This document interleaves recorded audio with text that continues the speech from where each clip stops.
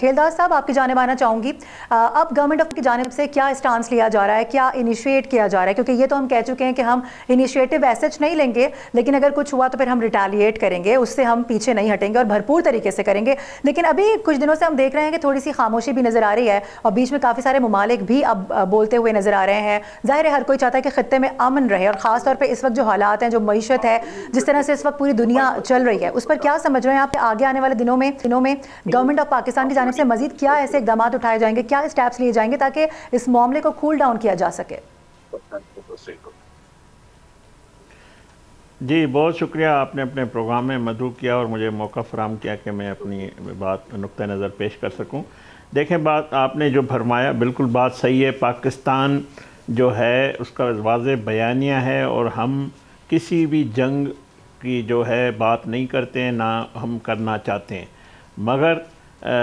भारत जो जंगी जुनून जिसमें सवार है और जो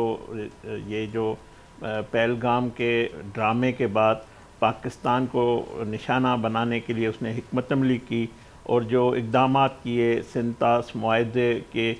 जो पानी के ऊपर जो आबी जारियत की, या जो उनको जो जंगी जुनून सवार था कि मैं किसी भी वक्त पाकिस्तान पे हमला करूँगा, और उन्होंने ये कोशिश भी की। आपने हमारे वज़ीर दिफा ख्वाजा आसिफ साहब और हमारे वज़ीर इत्तलात अता तारड़ साहब ने जो उस रात देर से प्रेस कॉन्फ्रेंस की, हमारे पास वाज़े जो इंफॉर्मेशन थी कि भारत कोई हरकत करेगा, और हमारी एयर फोर्सेस ने उनको भागने पे मजबूर किया। और 14 दिन हो गए इस वाक़े को। वो अभी भी हम बिल्कुल तैयार हैं, और बात अगर अभी भी जंगी जुनून उसको सवार है तो उसको हम तो ये कह रहे हैं हम जंग नहीं चाहते हैं, मगर अगर जंग का आगाज़ भारत करेगा उसका इख्तिताम हम ज़रूर उसको करके बताएंगे कि किस तरह जंग लड़ी जाती है। तो जो दूसरी बात आपने कहा, अक़वाम मुत्तहिदा के जो कल जो प्रेस रिलीज़ आई है, देखें हमने दिफाई सरहदों पे अपनी दिफा करते हैं, मगर हमने दुनिया भर में जो दोस्त ममालिक हैं या बाकी मुल्क है, पाकिस्तान के डिप्टी वज़ीर आज़म और वज़ीर ख़ारजा इसहाक़ डार साहब ने भी, वज़ीर आज़म शहबाज शरीफ साहब खुद इस मुआज़ पे भी हमने कामयाबी हासिल की है और पाकिस्तान के मौक़िफ़ की फतह हुई है। और सबसे बड़ी अहम बात जो वज़ीर आज़म शहबाज शरीफ साहब ने काकुल में की कि अगर कोई तीसरा फरीक, जो मेरे दोस्त ने भी बताया, अगर कोई आता है तो उसके बाद भारत में आज तक उसका जवाब नहीं दिया। तो पाकिस्तान बिल्कुल, एक तो हमने दुनिया को बावर कराया है कि हम अमन पसंद है, हम कोई जंग नहीं चाहते, मगर किसी ने अगर इस तरह की हरकत की या मुसल्लत करने की कोशिश की, हम उसको ऐसा जवाब देंगे जो उनको हमेशा याद रहेगा। तो